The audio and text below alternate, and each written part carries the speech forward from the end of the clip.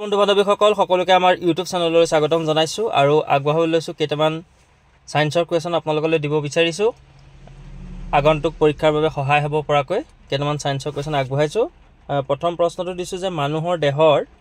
লালটিত থকা উৎসেচক বিধৰ নাম কি এই উৎসেচক বিধৰ নাম হৈছে লালটি এমাইলেজ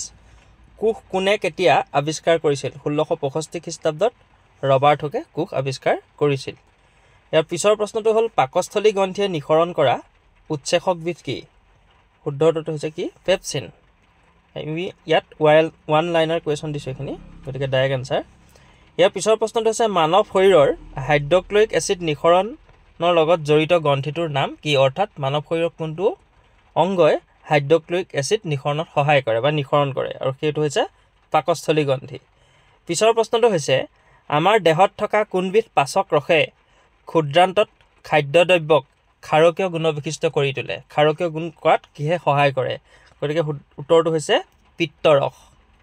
পিছৰ প্ৰশ্নটো প্ৰটিন বিশ্লেষণৰ লগত জড়িত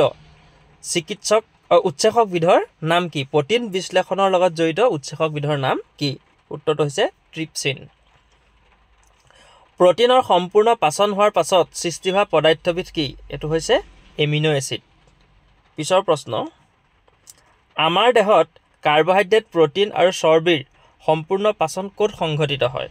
আমি যে খোৱা বস্তুবিলাক যে খাওঁ সেই খোৱা বস্তুবিলাক ক'ত সম্পূৰ্ণৰূপে পাচন ঘটে এই শুদ্ধটো হৈছে কি ক্ষুদ্ৰান্তত তেজৰ কোনটো অংশই আমাৰ শৰীৰৰ প্ৰধানকৈ অক্সিজেনৰ যোগান ধৰে লোহিত ৰক্তকণিকা পিছৰ প্ৰশ্নটো হ'ল উদ্ভিদৰ দেহত কোষ বিভাজনত সহায় কৰা হৰম'নবিধৰ নাম কি সেইটো হৈছে সাইটোকাইনিন সাইটোকাইনিনে কোষ বিভাজনত সহায় কৰে আৰু উদ্ভিদৰ অন্যান্য এফচিচিক এচিড আছে তাৰোপৰি অন্যান্য কেইবাটাও 4টা টোটেল হৰম'ন আছে কি হৰম'নৰ বাবে উদ্ভিদৰ পাত লেৰেলি যায় এটো হৈছে এফচিচিক এচিড কোনটো হৰম'নৰ সংশ্লেষণৰ বাবে আয়োডিন আৱশ্যক হয় মানে আমাৰ দেহত আয়োডিনৰ আৱশ্যকৰ কাৰণে কি হৰম'নৰ প্ৰয়োজন হয় এটো হৈছে থাইৰক্সিন হৰম'ন নিউৰনৰ কোনটো অংশত বিভিন্ন তথ্য আহৰণ কৰা হয় হেতু হ'ল ডেনড্ৰাইট নখ আৰু চুলিত থকা প্ৰটিন যৌগটোৰ নাম কি হেতু হৈছে কেৰাটিন অৰ্থাৎ আমাৰ নখ আৰু চুলিত কেৰাটিন নামৰ যৌগটো থাকে দাঁত আৰু অস্থিৰ গঠনত কোনটো মৌলৰ প্ৰয়োজন হয় কেলছিয়াম হালু সংশ্লেষণত ব্যৱহাৰ হোৱা ফটন কণাৰ তৰংগ দৈৰ্ঘ্য কিমান এটো হৈছে 390 পৰা 760 নেনোমিটাৰ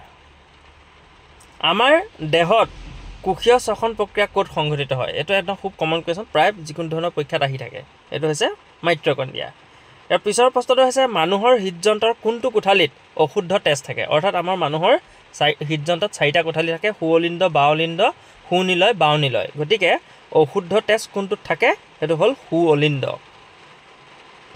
শুকান বীজ পানীত থলে উফন্দি উঠা প্ৰক্ৰিয়াটোক কি বুলি কোৱা হয় ব্যাপন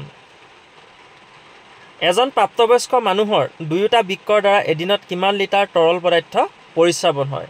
উত্তৰটো হৈছে 180 লিটাৰ উদ্ভিদৰ দেহত কিমান শতাংশ পানী থাকে এটো হ'ল 90%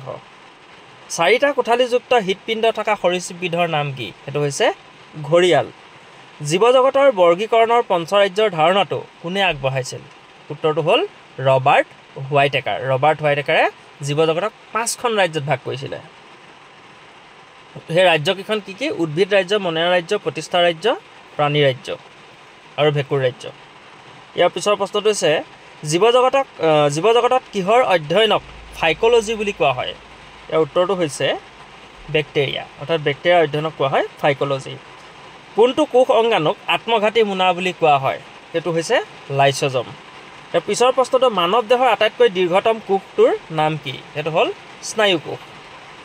কোষ মতবাদ কোনে আগবঢ়াইছিল সোৱান আৰু স্লেইডেনে প্ৰাণী দেহত উৎপন্ন হোৱা নাইট্ৰজেন জাতীয় পদাৰ্থ কি এইকেইটা হ'ল ইউৰিয়া এমোনিয়া ইউৰিক এচিড এইবিলাক দুবিধ মাংসভোজী উদ্ভিদৰ নাম কোৱা এইকেইটা হৈছে কলচি উদ্ভিদ আৰু ভেনাছ ফ্লাইটেপ পিছৰ প্ৰশ্নটো হৈছে বায়'লজিকেল অক্সিজেন ডিমাণ্ড BOD চমুকৈ BOD বুলি আহে কেতিয়াবা ইয়াৰ ফুল ফৰ্মো সোধে BODৰ ফুল ফৰ্ম কি গতিকে ফুল ফৰ্মটো হৈছে বায়'লজিকেল অক্সিজেন ডিমাণ্ড ই কি বুজায় নিশাৰ ভাগত উদ্ভিদে গ্ৰহণ কৰা অক্সিজেনৰ স্তৰ গতিকে আমি এখন ই বুক তৈয়াৰ কৰিছিলোঁ আচলতে সেই ই বুকৰ পৰা এইখিনি কুৱেশ্যন দিয়া হৈছে আৰু বহুত বেছি কুৱেশ্যন ইয়াত দি থোৱা আছে এনেকুৱা ইম্পৰ্টেণ্ট প্ৰতিটো সেইদৰে আপোনালোকে যদি প্ৰয়োজন হয় তেতিয়া ই বুকখন লৈ ল'ব মই ইয়াতে লিংকটো দি থৈছোঁ ডেছক্ৰিপশ্যনত লিংকটো দি থৈছোঁ আৰু লগতে যিসকলে ফেচবুকত চাই আছে তেওঁলোকক মই কমেণ্ট বক্সত দি দিছোঁ ধন্যবাদ